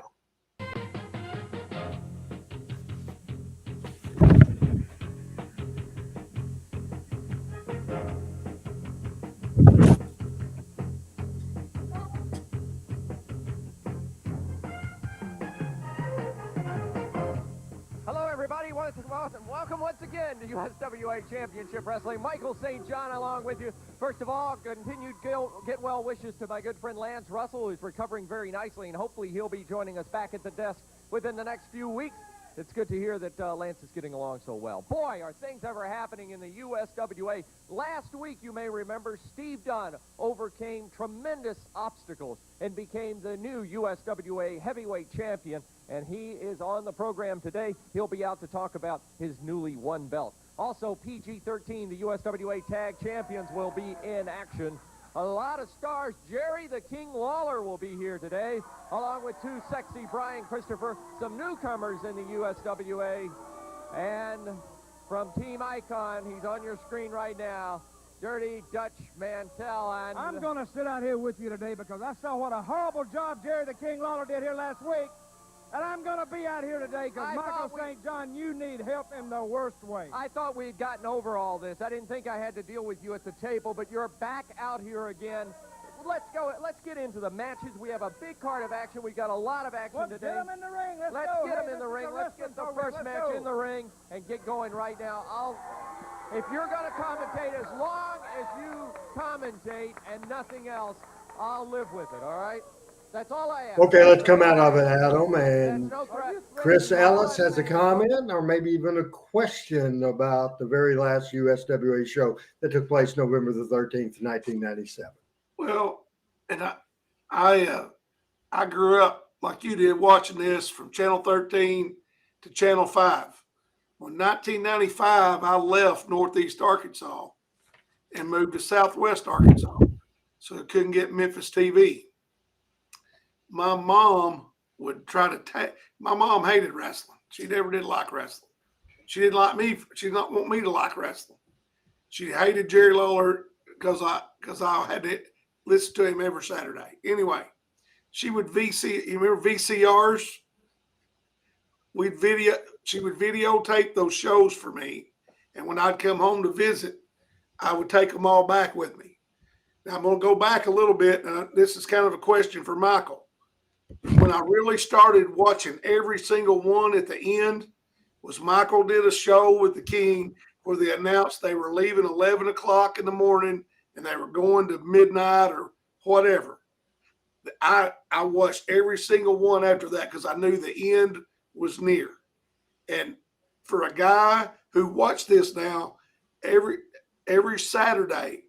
And for the people watching, Randy can relate, but you're talking about from 1973 till 1997, I didn't miss it 50 times in that amount of time. That's twice a year. For that, you're talking about sad. You're talking about a part of your childhood that you never forget. And I still watch the Memphis Heat documentary where it talks about the end of it. It still bothers me. And I'm 57 years old because that was a prime part of my childhood. But when y'all did the interview, you and the King, talking about going to midnights or 11 or whatever at night, Michael, you can help me remember. I watched them every time, and I don't know how long, but it wasn't very long, and it was over. I think there was about 4 more shows left, if I recall correctly. I think there was about 4 more shows left when that all came down. And I remember I got word that was going to happen about a week before, maybe 10 days before. And in fact, I think I knew about it the preceding Saturday. And, and it is, I mean, even to this day, you think back on it, and anything that is an era that comes to an end, whether it's in football, basketball, baseball, whatever sport, professional wrestling, I think that is I think that's a signature moment in a waypoint, as they call them now, in your life. And I think that's a waypoint in the development of your life and your career. And I hated to be the last guy. I mean, on one hand, I'm honored to have been the last guy to crack a microphone on Channel 5 at 11 o'clock in the morning. But at the same time, I wish I wasn't, because the guys that deserve to be there were not there. And it's just sometimes I think about that. And as much as I appreciate the fact I was there, I would have appreciated it more if Lance and Dave were there to sign off. I want to bring in Adam Dunn to get his thoughts on the situation, as his love for Memphis wrestling and live television wrestling started during that point. So Adam mentioned that he had a statement or some comments to make on this. I think, is this one of the first times we've had 5 people on the screen at one time? And we all look good. Oh, well, Michael. I'm the only one of us. The word that Michael says. No. Hey, I'm the only one of us all that will slap the shit out of myself on streaming all over the world. I'm the only one that would do that. I think there's a video of you doing that on your return to USWA Wrestling also. Absolutely. Make your point. Okay. Now, I was just going to say, the very last live studio show was the Saturday before September 6th, and that was hosted by Tony Friedman and Bill Behrens. And then Michael for the show moving to midnight Saturday, September 6th. And so then Michael hosted the last of the studio shows. And Michael, you're correct. There was only a couple. And then it was shortly after that when the process server came to the station, and then they said no more studio at all, even with the midnight. Because the midnight thing, the explanation on that was that they had moved a bill through Congress under President Clinton that they wanted to have children's programming, and that it had to be on the air during times that children would watch it. And so originally that meant that they would have to move the live Saturday morning show, because obviously they had to carry that NBC programming when NBC provided it on the network feed, which was Saturday morning. But it did mean that the wrestling moved to midnight, which the lead-in for it was Saturday Night Live. And also on most Sundays, it would re-air at 3 o'clock. And so that was only an hour. So basically, it was really interesting. You got the bicycle feed in Memphis on Sunday, with usually Michael and some of the guys running down the card for the big one.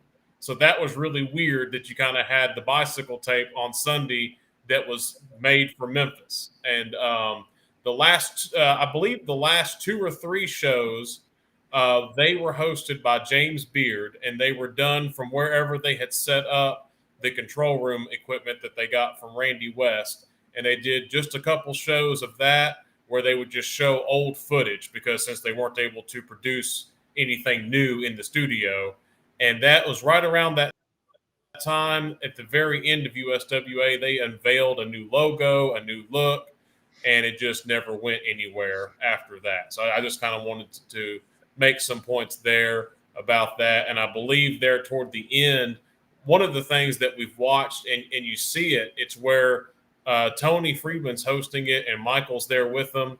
And Bruno actually runs out and attacks Tony Friedman. And part of that, an issue that Bruno had was, what's his name? The con god shithead? Larry Burton. Larry Burton said that he could get rid of Michael and other guys because he could get people like Tony to host the show for free. And that was part of the BS that was going on there towards the end with that guy. So go back, first of all, before we go back to Michael, we're covering so much stuff. Talking Memphis Wrestling, Adam Dunn producing and made an appearance right there. Chris Ellis is at the top of the screen. At the bottom of the screen on my left is Pat Trammell. Then Michael St. John has made it. He's made it. So what do you think of all this mess there, Pat?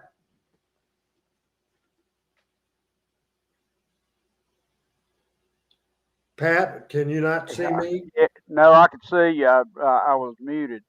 We were talking about all that, and Michael's talking about, well, two things. Number one, when they passed that bill, they never raised a decent male in Memphis again who wasn't raised on Memphis Wrestling on Saturday morning. True. But two, and Michael could appreciate this, and I know Chris can too. Your feeling, Chris, on the end of Memphis Wrestling, I would equate to Coach Bryant died. Good point. Yeah, I mean, I'll never, that was the end of the era of my life. That's about the same time yours was.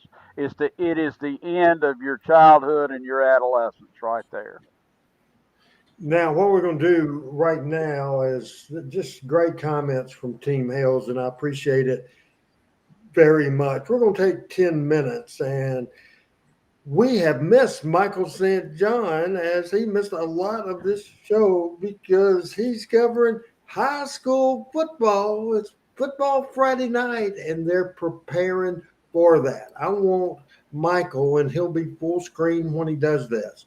I want him to speak of that last opening, and if he knew that was absolutely it. And Michael, I want you to speak of that, and also, of course, our subject, and you spoke of it a little bit, is certainly what Memphis Wrestling did right that current wrestling don't do. And this will probably be a 2 or 3 week series. And I've queued the tape up, and we will get to that in a few minutes. The end of the show, and I don't think, because they didn't say this is it, people. Thanks to Lance Russell and Dave Brown and everybody that's ever done this. Michael St. John saying, hope to see you guys down the road. When Randy Hellsworth starts up, Power Pro Wrestling did not do that. Anyway, Michael's comments, and Michael, just take 10 minutes and just talk to the people, and let's have us enjoy some great wrestling talk from Michael St. John, and let us rest our voice. And you take about 10 minutes, and we'll get back to the video and show the very last scene of USWA Wrestling. I get by that intro that everybody needs to go to the potty. No, I'm good. No, that was an area and a time in my life where I had just bought a radio station 6 weeks before all this happened. The first one at Fun 92.7, and we had changed the format, and we were bringing new people aboard and getting started in this area, and moved back within 28 miles of my parents. My mother was suffering from dementia with later Alzheimer's. My father was sick with an aneurysm on his aorta, and there was a lot going on, and I was still doing the Memphis thing.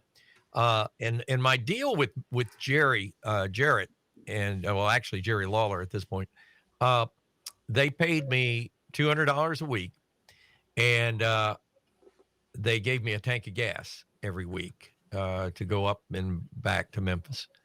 And that was pretty much the standard that I had been paid, except for the ASPN show from Jerry all along. And I was fine with that. I did it out of love and a passion for the sport of professional wrestling, and something just like all of us on this panel, from the time we were little bitty guys, we all got gravitated and got into professional wrestling, and had the honor and the privilege to work within the sport. And the question that was asked, did I know it was going to be the last show? No, I didn't. And there was a lot, like you said, going on behind the scenes. And yes, I knew that Tony Burton had never, hadn't never done anything like Memphis wrestling before, and he was sort of lost in the ozone. And he had a lot of people. He had Dutch Mantel in one ear. He had somebody else in the other ear. He had, was he a good guy or a bad guy?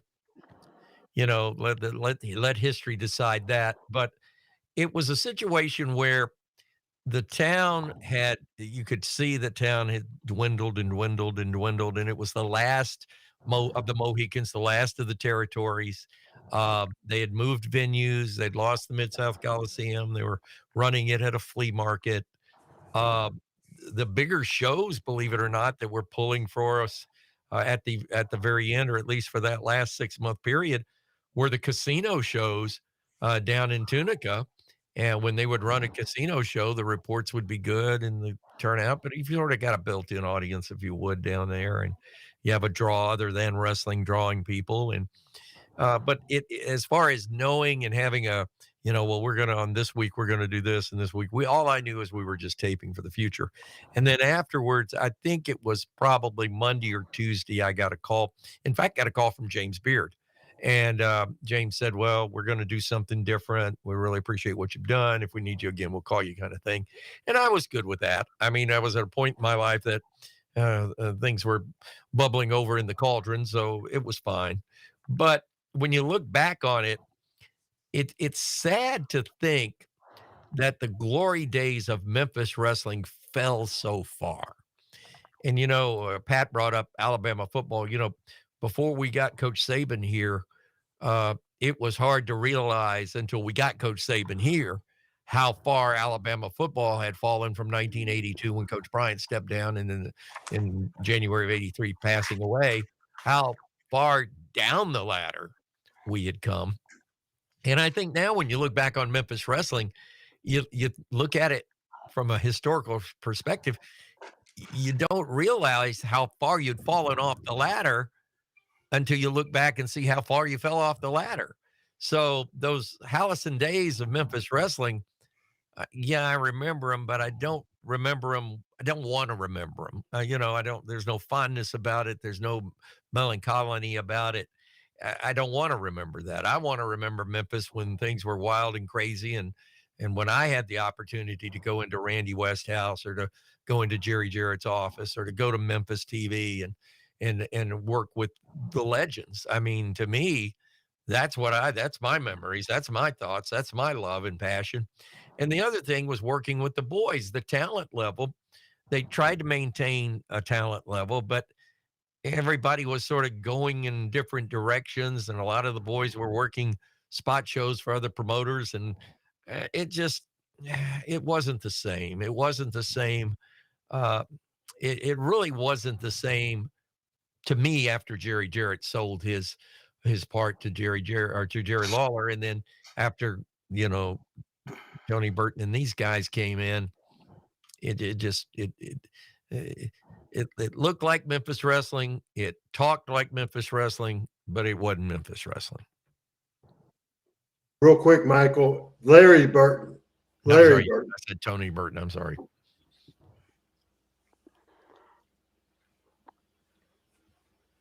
Michael, it's interesting you say that, because when you were talking about on your video there, you were talking about the USWA champion. I don't know who that guy is. Steve Dahl, Stephen Dunn. He was a worked great the little worker. Heavenly No, no, Bodies. Is that what they're? No, not Steve Dahl. He was just a baby face that was in and out of the territory for several years. He was a part of the Southern Rockers. And well done. They were also called Well Done. Well, he also worked with Tom. I can't think of his name, in Nashville. It ran Southern Association of Saw Wrestling for a while. Reno Riggins. Yeah, he teamed with Reno Riggins for a while. He and Reno were a tag team. And I went to Steve Dunn's funeral in Nashville when he passed on. He had stomach cancer, and Reno was there, and he and Reno had been a tag team in this area. I know he worked in the Nashville territory, or the Nashville side of things, but I think he and Reno worked the Memphis side of things as well. Well, I know, some of it's, if you live when you're 11-0 and you live when it's winding down and you're 6-5, it's kind of painful. But bear in mind, Memphis was kind of the last territory that, we had talked some, Michael, before you got here about how, how things had changed in the business, and Randy was off, and Chris and I were talking a bit about, how the purpose of wrestling today is to give you an hour's worth of entertainment.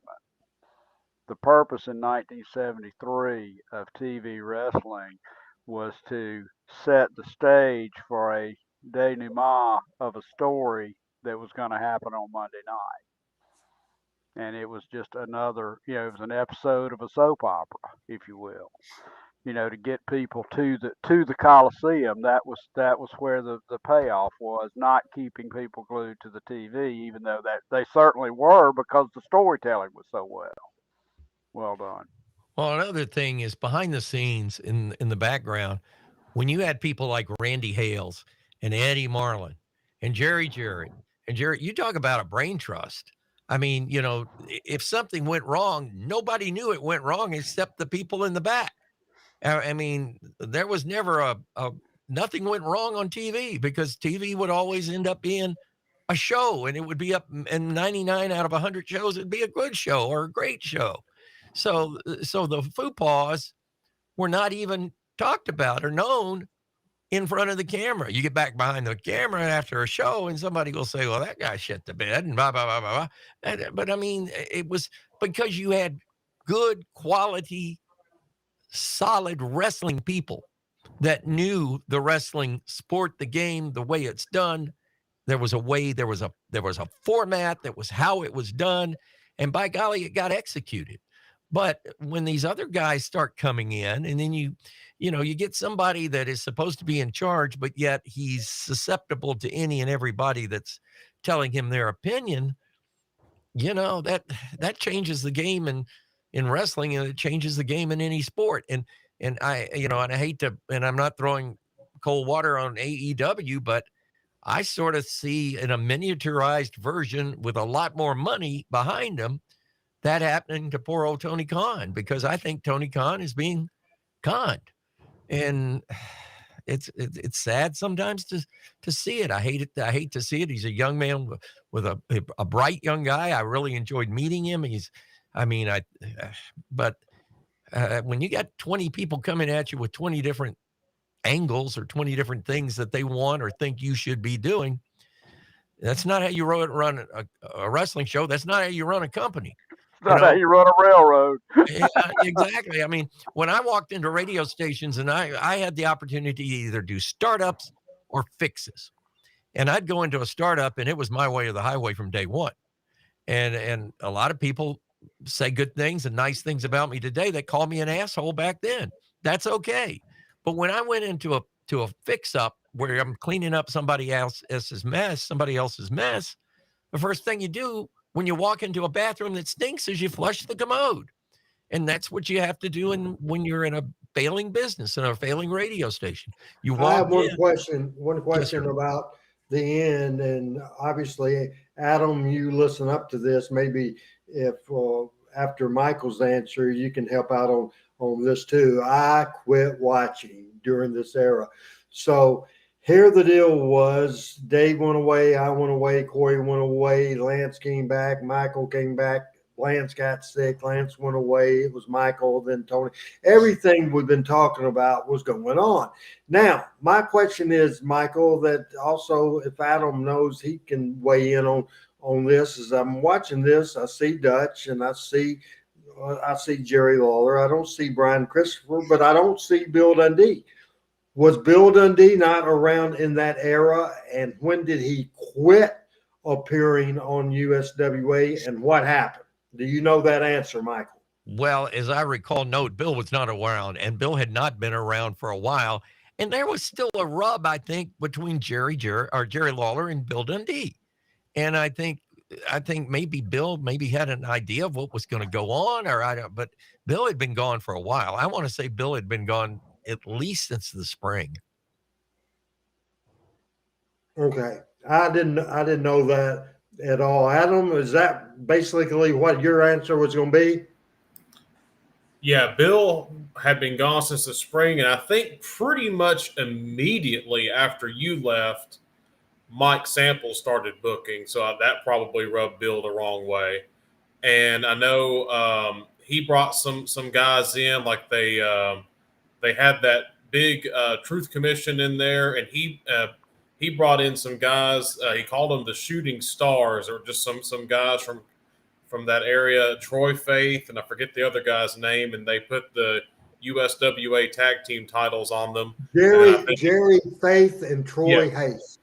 Correct. That's correct. And I think it wasn't long after that then was booking.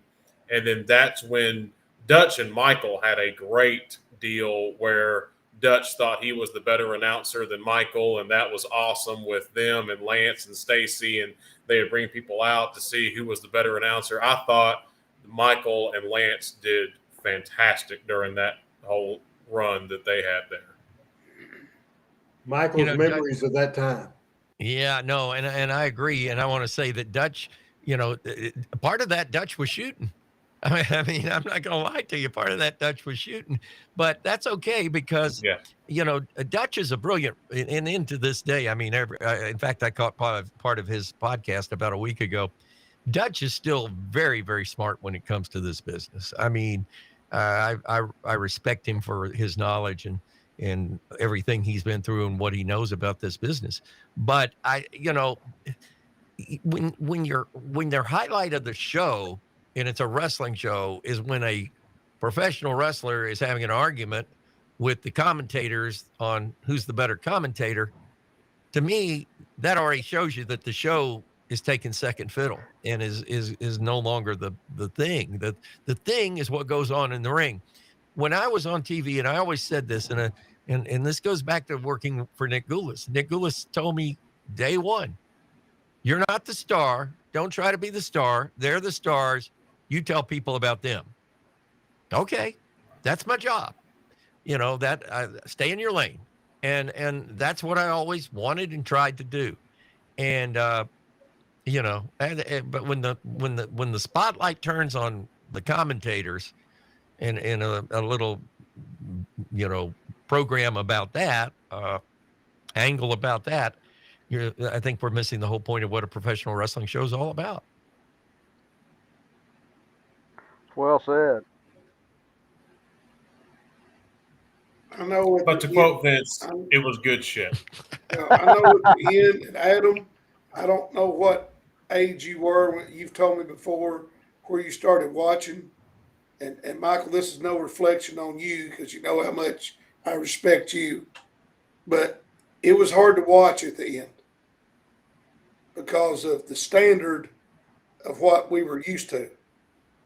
Like, and I say we, I mean all of us. Like everybody that grew up with it, watched it, loved it, valued it, understood it, respected it.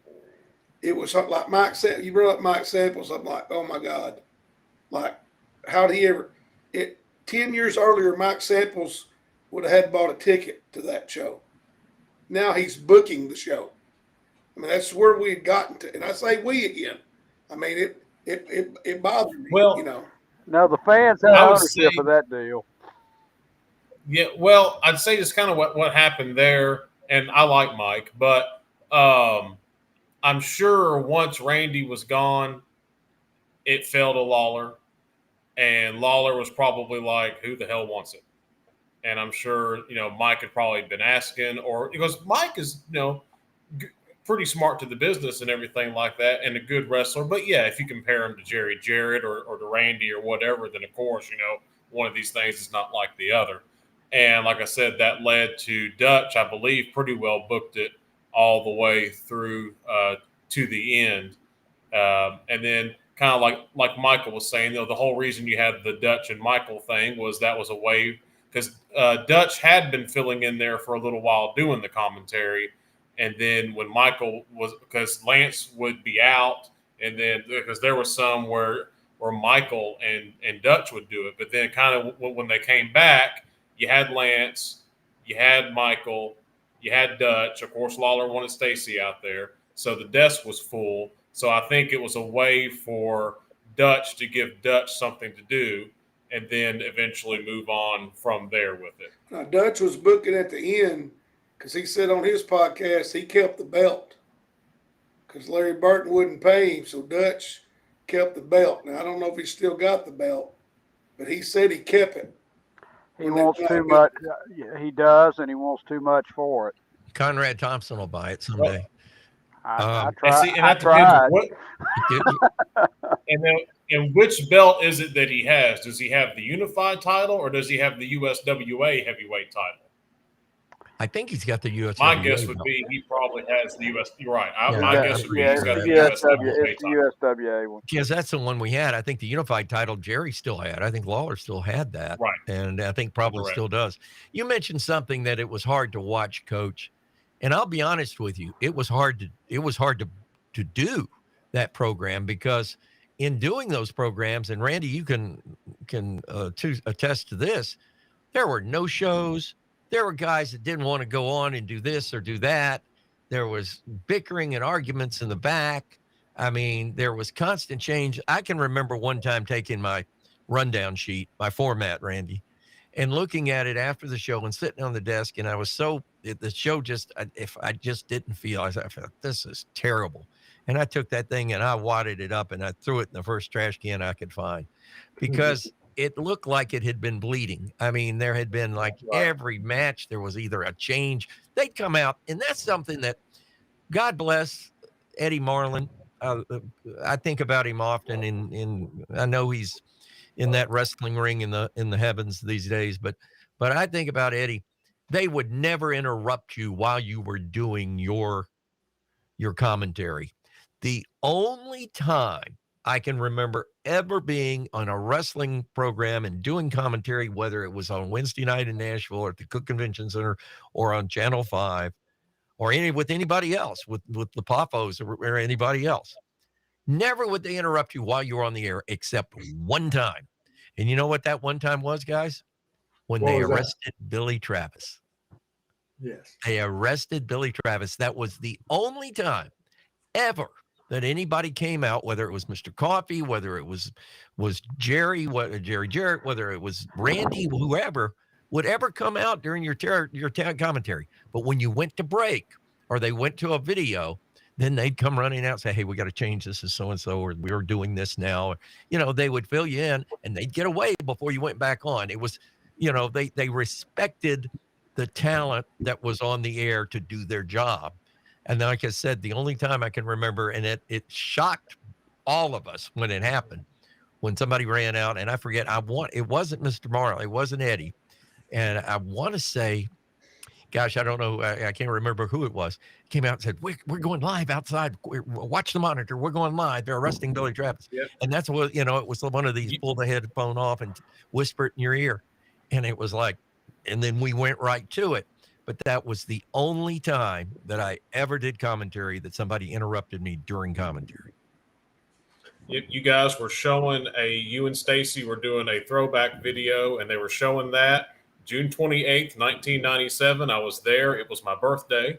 And Mr. Coffee slid out there real quick for a second, and then as soon as they came back, manager came out yelling that they were arresting Billy Travis. It was the Shelby County Sheriffs. It was not the people from across the street. And Lawler wanted to try to work it into something on TV. They told him no, but Lawler said, well, you're in a TV station. You might get on camera. And so that was them actually leading him out of the station. That was not in cooperation with. That was they had come in there to get him. And so Lawler's like, and we're going to show it. And originally, if you remember, they tried to work it as an angle that Brian had called because they had vandalized his truck. And they pretty immediately actually went with the truth. And Brian said, hey, that actually wasn't nothing I did. That's some story they made up. It's actually because Billy didn't pay his child support. And they actually exposed that on TV. But they probably figured, hey, personal issue, let's make some money out of it, and eventually led to Brian Christopher and Billy Travis in a cage match outside the Big One Expo Center. A shoot of a shoot. One of the things as we are, it seems like Michael just joined the show and we're almost out of time. And I don't know how close that I was able to cue this up toward the end of the show. I have no idea. I just guessed as good as I can. I don't know. Michael, before we go into this, do you have any idea the final scene of the final USWA show? Do you have any idea? And no, I don't. But as a guess, it'd probably be a brawl. I think it is a brawl, and I would guess that it involved Jerry Lawler. So we're going to watch that, and the panel and I will be back on Talking Memphis Wrestling. Hopefully it cues up right. Here we go. Bruno out to confront Billy Joe Travis at ringside. They're going to try to get him removed out of here. Billy Joe Travis just tossing aside, if you would, downtown Bruno. Travis is this in the ring. What's he doing in the ring? Is this Kane? Is this Doomsday? Is that Kane? Yes. Doomsday coming over to see Travis. Spellbinder wraps up the big man. 1, 2, 3. We got a count. Dutch Mantell is in the ring now with Spellbinder.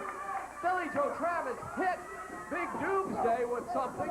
He went down and Spellbinder wrapped him up and got the victory. But now, just like normal with Team Icon, it's 3-on-2. Here comes Lawler. Here comes Christopher. That'll even the score. Jerry the King Lawler and Brian Christopher going to work on Team Icon. So that's pretty appropriate. We got one of the future stars of the WWF, WWE, Kane. We got Dutch Mantell, Brian Christopher, and Jerry Lawler all in the ring. Michael doing a great job on commentary, and it's a wild, chaotic close. Here's a big news. Holy cow. We're off the air. I hope I'm still on the air. I pushed to the floor over here in the corner as Billy Joe Travis chased from the ring. Dutch Mantell chased out of here. Here comes Mantell. Look out, Mantell. They're back out here. They're back going at it again. We're running out of time, but this is just a melee that's broken out on the floor. The crowd is on their feet. Brian Christopher tying up with Billy Joe Travis. The King Jerry Lawler tied up with Dutch Mantell. He's got Mantell in a trap can and going him down on the Dutchman. Spellbinder and Doomsday are paired off. Trash can, chains, everything you can imagine out here. USWA officials out to try to break this riot up. And this has gotten out of more than a high body drop on Travis. This television studio has gone crazy today. Travis being choked, headed to the dressing room. Finally, some semblance of order as the USWA officials separate Jerry the King Lawler and Brian Christopher. Spellbinder and Doomsday left the studio clenched and fighting. And we are just about out of time.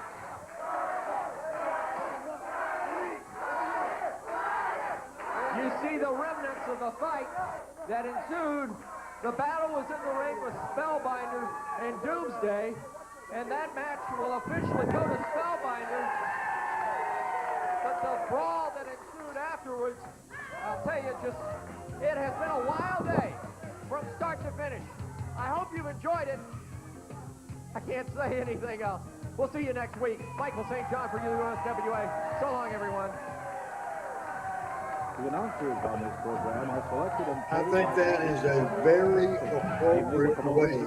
I thought that was a great closing segment. I thought it was exciting. That was the Memphis style of a brawl, and I thought that was very, very good. We'll go Chris, Pat, then Michael, and maybe throw Adam in for final words. This has been unusual, and we will continue our subject of the day that we didn't spend enough time on, what Memphis Wrestling had that nobody else can touch. And we will discuss that. We'll finish that up next week. Final thoughts on what we just saw, Chris, and final thoughts on the program today. Well, it was a very appropriate ending to the era that it was, because it's the true Memphis style, and you had a couple of great Memphis wrestling figures in Lawler and Mantell involved. The show today was great. It's good for me to be back and just reminisce about this. I forget how much I miss it when I don't get to be on, but when I study my notes and get ready for it, and then watching that last episode and thinking back to me living through that when it happened, obviously you can probably tell it meant something to me. It just brought me back to that time, and knowing that the end was near, and how it was hard to think about. Like, man, this has been my whole life. So this will be one of the most memorable Talking Memphis wrestlers for me. Well, I'm glad you enjoyed it, and I certainly appreciate the fact that you were with us today, and certainly we've switched to Birmingham, Alabama. Pat, final words. Well, I'd seen that before, but I really didn't know the history and the background, and I don't know that I knew that was the final show. But I think, Lawler looking, smiling at the camera, waving and walking off, and then it cutting straight to Michael, and Michael ending the show. I think that was perfect. That was the final studio show, as I think Adam said. But yeah, it was that's the way it should have ended, as a Memphis brawl with Lawler and Dutch and the next generation, and guys that went on to be fantastic legends in the wrestling business. And then Michael, closing it out for Lance, for Dave, for Corey, for everybody that's been behind that microphone. I thought it was very moving to me. Get some rest, Pat, and I hope doing this show didn't make you feel worse, okay? No, I'm fine. It's good to be here. Thank you so much for being a part of Talking Memphis Wrestling. Michael, man, you got here. What time did you even show up? Do you know? I don't know. I think it was about 8:20, 8:15. But anything that could have gone wrong, would have gone wrong, should have gone wrong, did go wrong today after that big. I have a question for you.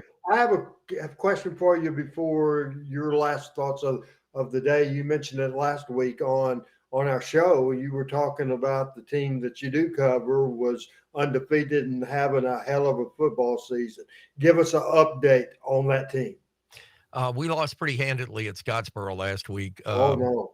We got up 14-0 in the first quarter. They end up winning the game 28-14.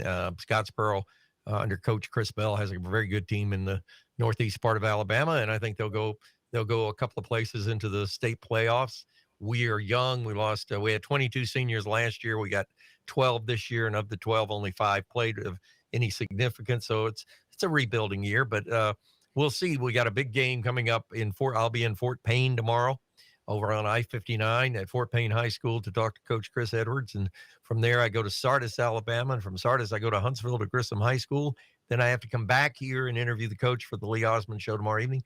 So it's a busy day. But, high school football, I love doing it. And it's one of the last of the pure sports left. So we got to enjoy it while we got it. But on that Memphis show, and, I think it was so apropos also that at the end, as we're wrapping the show up, we got more time than we thought we had. So they send it back out to keep the brawl going. And how many times, Randy, in our history did that happen in Memphis wrestling, that you get to the end of the show and you're going to go off the air with a wild brawl, and they stop brawling when they think it's time to go off the air, and you still got 2 minutes left. So I thought that was apropos. But I think when I said we'll see you next week, it was a we representing the company. And, you never want something that you love to end. And unfortunately, the word end is part of our life's vernacular. And it all happens to us at some point, and it all happens to events and games and everything else at some point. Final words. Final words, Michael. Love you guys. It's an honor and a privilege and a pleasure to be with you guys. Randy, you do it. By the way, you look good, by the way, Randy. I appreciate that you're looking like Randy again. I love that. I love the fact that you've you've gone to contacts, I guess, or your eye surgery now. You don't have to wear your glasses as much. No, just every once in a while I have to put in these $2 readers to see something on the screen. But the big monitor, I can see everything real good, and it's good to close with everybody. For my buddy Chris Ellis, for Pat Trammell from Birmingham, Alabama, and from Michael St. John doing it to it, we will finish our subject of the day that we didn't spend a lot of time on, but that's something that we get a lot of times with a lot of material out of. So everybody be back next week. I will. Hope you will too. Until then, for these guys, I'm me. Bye-bye. Good night, everybody. Talking Memphis Wrestling with Randy Hill and special guests.